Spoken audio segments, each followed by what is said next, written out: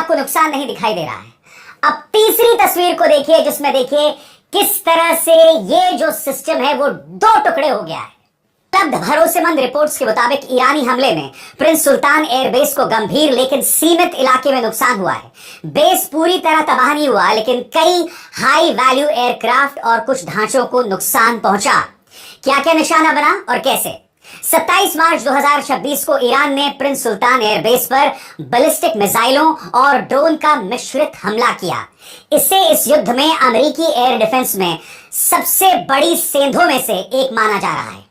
अमेरिकी अधिकारियों और कई मीडिया रिपोर्ट्स के मुताबिक कम से कम एक मिसाइल एयर डिफेंस सिस्टम पार कर गई, जबकि साथ में कई ड्रोन भी शामिल थे। कई रिपोर्ट्स में कहा गया कि बेस पर 6 बैलिस्टिक मिसाइलें और 29 ड्रोन दागे गए। हमले पूरे एयरबेस पर नहीं, बल्कि वहां खड़े अमेरिकी विमानों और सपोर्ट इंफ्रास्ट्रक्चर। अधिकारियों ने बड़े मीडिया संस्थानों को बताया कि कई अमेरिकी एरियल रिफ्यूलिंग एयरक्राफ्ट यानी KC-135 क्षतिग्रस्त हुए। इनमें से कम 2 को बहुत ज्यादा नुकसान हुआ। ओपन सोर्स इमेजरी और air and space forces magazine पर आधारित रिपोर्ट्स के मुताबिक कई रिफ्यूलिंग एयरक्राफ्ट के अलावा कम से कम एक हाई वैल्यू E-3 सेंट्री एवाक्स विमान भी निशाने पर आया। इसके अलावा ओसेंट तरह के विश्लेषण में कहा गया है कि E-3G सेंट्री टेल नंबर 810005 के पिछले हिस्से और रडार सिस्टम को शायद विनाशकारी नुकसान हुआ है, जिससे वो लगभग पूरी तरह खत्म या स्थायी रूप से बेकार हो गया है।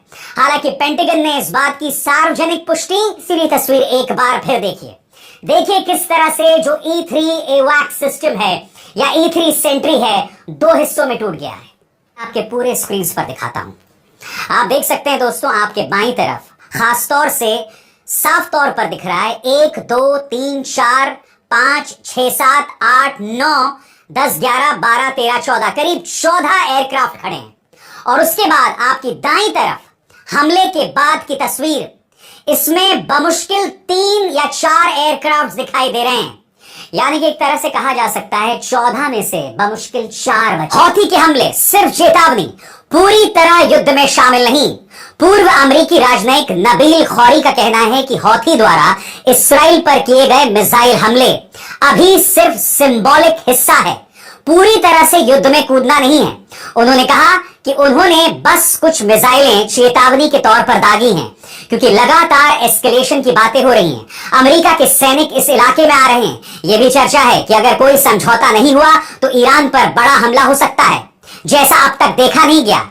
यमन में पूर्व डेप्यूटी चीफ ऑफ मिशन रह चुके खौरी ने अल जजीरा से कहा, हौथी बेसिकली ये दिखा रहे हैं कि हम अभी भी मौजूद हैं, और अगर तुम ईरान के खिलाफ पूरी ताकत से जाओगे तो हम भी पूरी तरह कूद पड़ेंगे।